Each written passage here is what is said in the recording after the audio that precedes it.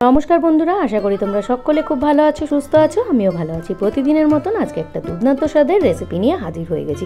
এতক্ষণে তো তোমরা দেখে বুঝেই গেছো যে এটা কি রেসিপি বানাতে চলেছি। এটা হলো মোচা। এই মোচাটাকে বলা হয় গর্ভ মোচা। এই মোচা কিন্তু একেবারেই কাটার ঝামেলা ছাড়া এই মোচাটা কিন্তু রান্না করা যায়। তো দেখতেই পাচ্ছ একটু কলার মতন দেখতে। এই মোচাটার নাম গর্ভ মোচা। তো এই মোচাটা কিন্তু খেতে ভীষণ সুস্বাদু হয় আর একদম কিন্তু কাটতে পরিশ্রম হয় না। আর এই মোচাটাকে কিভাবে তোমরা কাটবে বা কী করবে সমস্তটাই আজকে আমি আমার ভিডিওতে বলবো। এই মোচার মধ্যে মাথার দিকে রয়েছে ছোট ছোট পুংকেশর এবং পুংদণ্ড। তো এটাকে সবার প্রথমে কিন্তু ফেলে নিতে হবে। ভীষণই নরম ধরনের হয় এটা। তো এক ধরনের পুংদণ্ড মতন থাকে আর একটা ছোট্ট নৌকার মতন থাকে, একটা খোলা মতন থাকে। তোমরা সবাই জানো মোচার মধ্যে কীরকম থাকে। তো সেটাকে ফেলে নিতে হবে আর ফেলে নিয়ে তারপরেই কিন্তু মোচাটাকে কাটতে হবে। আর ওই মোচাগুলো যেগুলো হয় সেগুলো কিন্তু কাটতে অনেকটাই সময় সাপেক্ষ ব্যাপার। তো চলো, মোচাটা কাটার জন্য সবার প্রথমে একটা বাটিতে হলুদ আর জল সামান্য নুন দিয়ে মোচাটাকে কেটে নিচ্ছি। তো দেখো, একটা একটা করে এইভাবে কেটে নিতে পারো বা তোমরা একসাথে 10-12টাকে ধরে কিন্তু তোমরা কাটতে পারো। আমি সামান্য তোমাদের দেখানোর জন্য এইভাবে করেছি। তো কেটে এটাকে আমি নুন হলুদ জল দিয়ে যে ভিজিয়ে রেখেছিলাম সেটার মধ্যে ডুবিয়ে রেখে দিয়েছিলাম বেশ কিছুক্ষণের জন্য। তো দেখো, একবার ধোয়ার পরে আবারও কিন্তু নুন জল হলুদ দিয়ে সম্পূর্ণটা ধুয়ে পরিষ্কার করে আমি কিন্তু প্রেসার কুকারে দিয়ে দিয়েছি সামান্য নুন আর একটু হলুদ দিয়ে। জল দিয়ে এটাকে আমি কিন্তু সেদ্ধ করব। প্রেসার কুকারে সেদ্ধ করলে সময়টা অনেকটাই সাশ্রয় হয়। তো দেখো, আমি কিন্তু এখানে মোচাটার মধ্যে হলুদ নুন জল দিয়ে খুব ভালোভাবে মিশিয়ে আমি এখন কিন্তু এটাকে সেদ্ধ করে নিচ্ছি। 2 থেকে 3টে সিটি পড়লেই কিন্তু আমার এই মোচাটা কিন্তু পুরোপুরি সুন্দরভাবে সেদ্ধ হয়ে যাবে। তো দেখো, মোচাটা কিন্তু খুব সুন্দরভাবে নরম হয়ে গেছে। তো দেখো, একদম কিন্তু সফট হয়ে গেছে। আর এই রান্নার জন্য নিয়ে নিয়েছি আমি 2টো আলু কেটে নিয়েছি ছোট ছোট করে চৌকো চৌকো করে।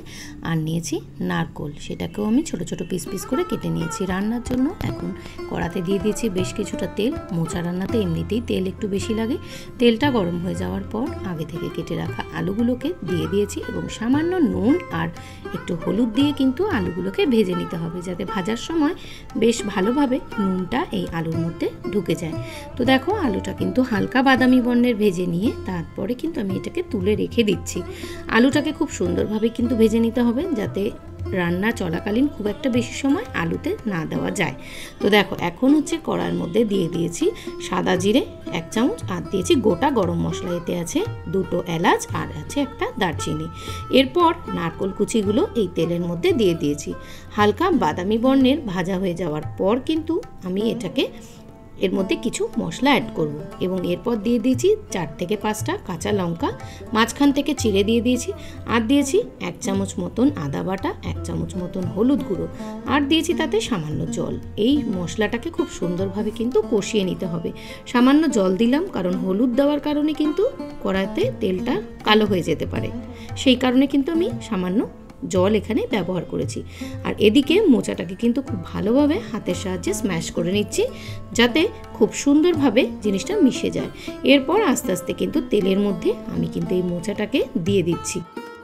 মোচাটা আমি হাত দিয়ে স্ম্যাশ করে ইউজ করেছি। মোচাটা খুব সুন্দর সফট হয়ে যাবে এবং মজে যাবে তেলের মধ্যে।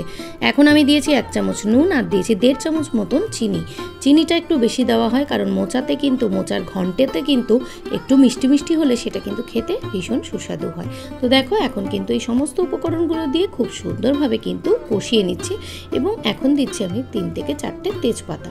তো এই সমস্ত উপকরণগুলো খুব ভালোভাবে কিন্তু মিশিয়ে নিয়ে আমি একটা ঢাকা চাপা দিয়ে রেখে দেবো 2 থেকে 3 মিনিটের জন্য।